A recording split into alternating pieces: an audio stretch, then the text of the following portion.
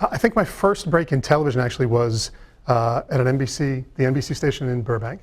They had a management training program called the Associates Program.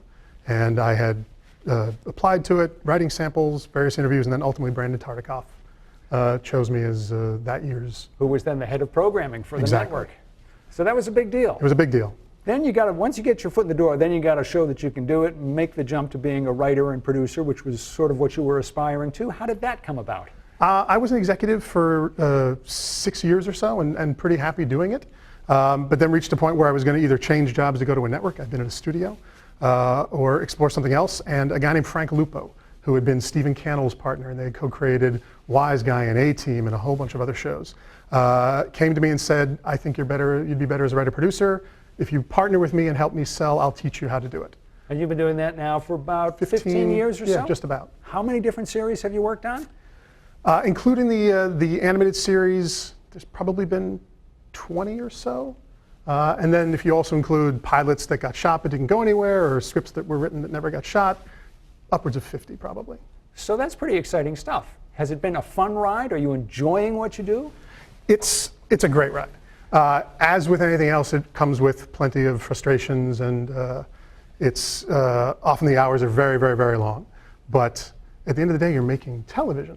And I grew up in Boston at a time when there was still a lot of local television produced, Bozo and Major Mud and Romper Room, and I was able to go on some of those shows and be behind the scenes. So in some way, it is actually a bit of a childhood dream coming true. You've worked on mainly series that are aimed at children. My Friends Tigger and Pooh on PBS, Dragon Tales on PBS, Stuart Little, the animated series on HBO, and as you said, well over a couple dozen more. What was it that drew you towards children's stories and children's shows? I wish I had, an answer for that suggested that I was such a socially minded person.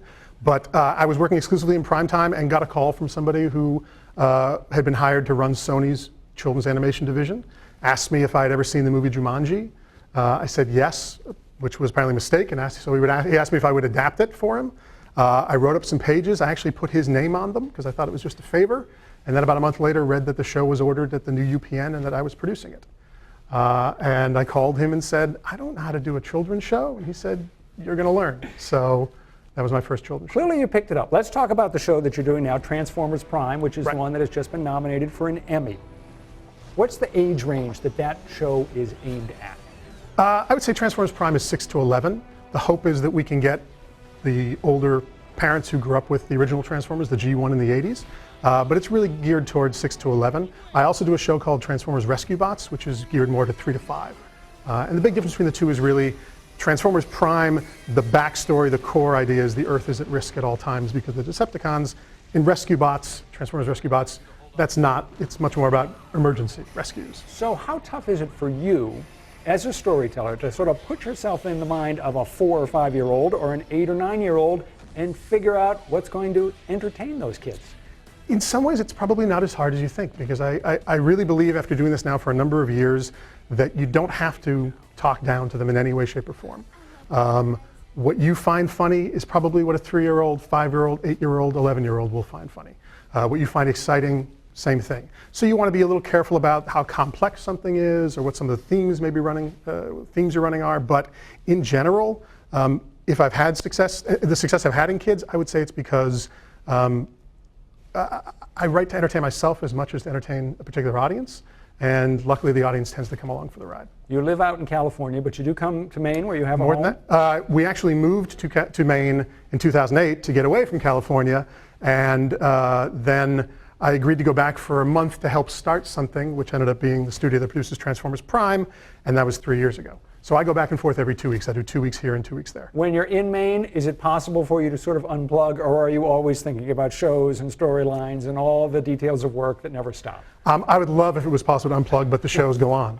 So in some ways, my day is longer when I'm here because it starts 3 hours earlier and doesn't end until everybody in Los Angeles goes home. But because with digi-delivery and all the other ways that we can now communicate, I can actually do the job from here. Here's one of my favorite lines on your resume. You wrote a Paris Hilton pilot for MTV. What was that?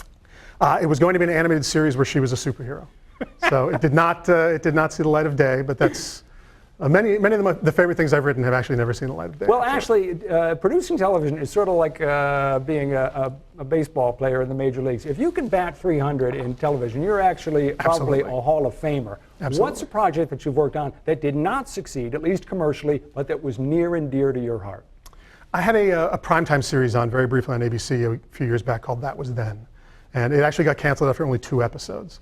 And that's one of those that just rips your heart out because it takes the better part of a year to sell it, get the order to a pilot, shoot the pilot, then you're in production on the series for another year and you get very close to all the actors and your crew and your writers and everybody else.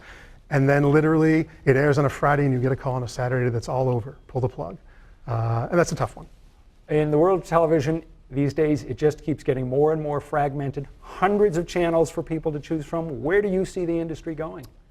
I think, unfortunately, it continues to get more fragmented. I think that niche programming will continue to be the focus. Audiences for each particular network and ultimately show will get smaller and smaller, which I sort of miss, and I'm fearful of missing the idea that water cooler conversation. We all used to watch something together, and it was actually something we'd all talk about. Much rarer now. Now you have to go online to talk about it, which is not the same thing. Because when you were a kid, watching television in Boston, all your friends watched Bozo, and you did too. Absolutely. And you'd all talk about Bozo. Or Creature double features or whatever it was. Isn't necessarily around anymore. That's exactly right. You're up for the Emmy Award for Transformers Prime. Yes. Best or Outstanding Special Class Animated Program. If you win, do you have your speech ready?